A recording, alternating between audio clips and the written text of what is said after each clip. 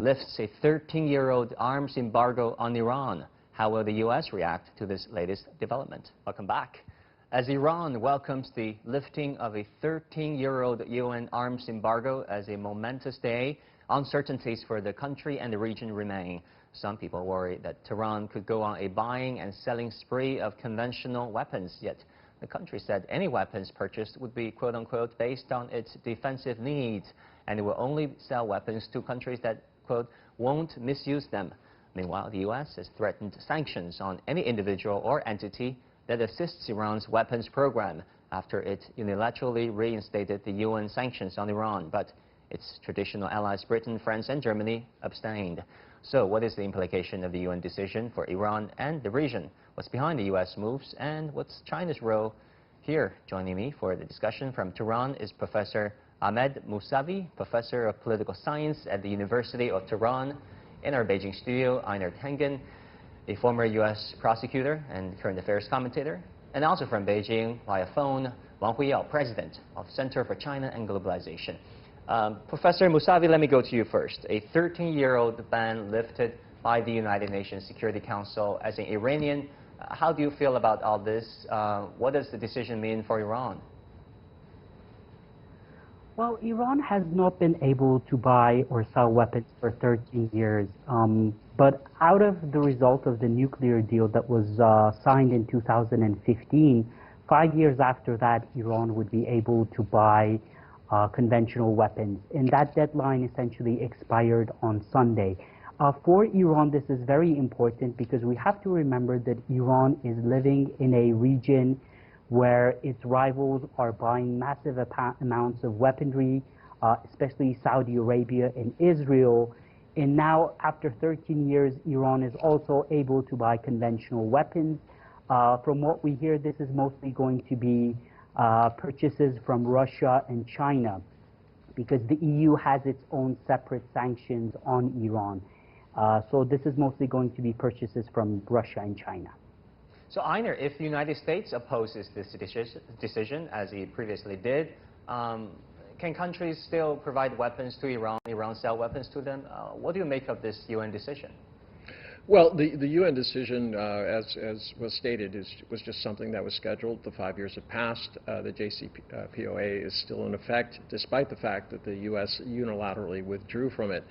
They were not able to successfully, introduce new legislation through the UN that would have implicated there. But in terms of Iran, it's not clear that a lot of countries will be anxious to wade into selling very sophisticated weapons to Iran, because hopefully, with things changing in the Middle East, especially vis-a-vis Israel and the relationships with UAE and possibly other groups out there, people want to see if there is a chance for peace. And quite frankly, this does open up a path to diplomacy for Iran. And hopefully with a change in Washington, D.C., given that Obama was the one who, in 2015, negotiated the JCPOA, that there will be a more favorable attitude. President Wang, what do you think will be the decisions, the UN's lifting of the sanctions? What will be its implications for Iran and the entire Middle East region? Well, I think that Hi, President Wang, are you there? It looks like we have lost President Wang HUIYAO for the moment. EINAR, why don't you pick it up? I mean, lots of implications for the entire region, right? Absolutely. I mean, as I said before, this could be the prelude to a new reset with Iran, assuming that Biden is the president. He was part of the administration that negotiated the JCPOA and could quite well say that the U.S. is rejoining it.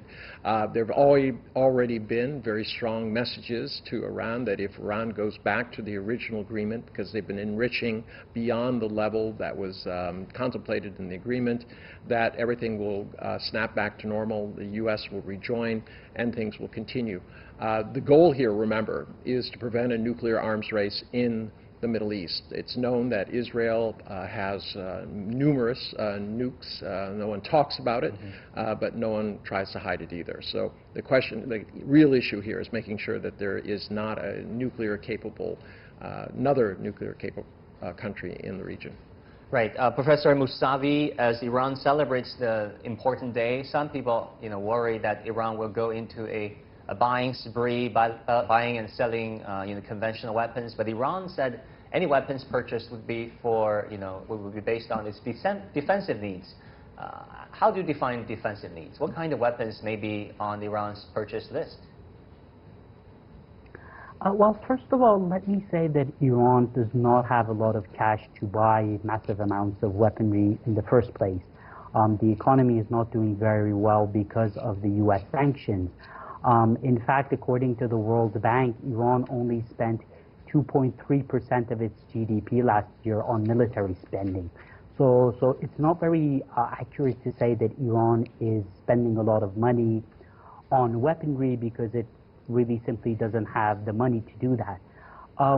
What I anticipate is I don't think there are going to be any short-term purchases of massive weaponry. I think mostly Iran is looking to buy air defense systems as well as fighter jets from Russia and China.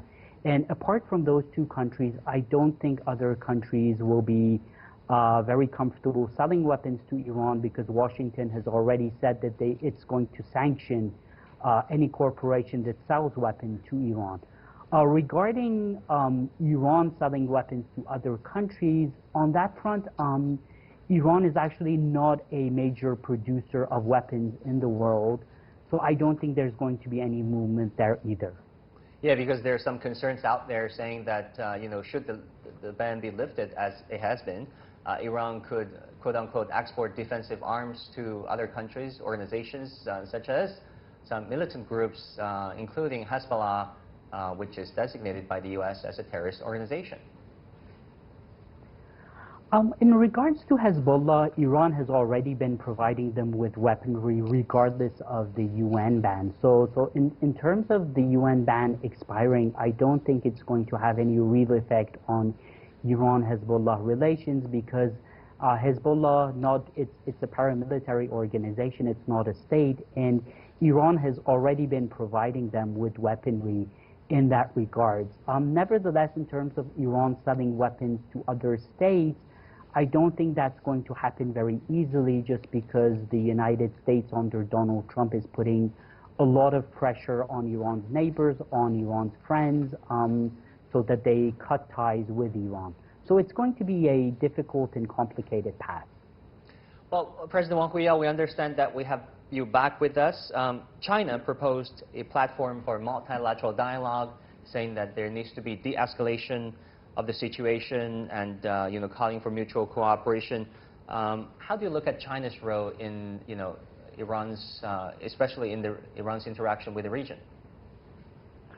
Well, I think this is absolutely very crucial. I think we really need multi-party talks, and we really need to involve China and also other countries. I think that the previous administration of President Obama has really done well. I mean, they have already concluded a deal 5-6 years ago. So that kind of efforts should continue. And China now is actually more active on multilateral front. I think China is one of the big trading nations in that region, and China should play a more active role in terms of holding multi-party talks and trying to stabilize the situation. I think that that region really needs a lot of cooperation, a lot of attention, a lot of talks. So I suppose that the U.S., EU, and China can have three-party talks, probably involving Russia and other countries, that we can really have multiple party talks and then stabilize the situation, because given the big country like Iran, given how volatile that region are, and what has been seen in Azerbaijan and Armenia, what's happening going on, it's really quite dangerous.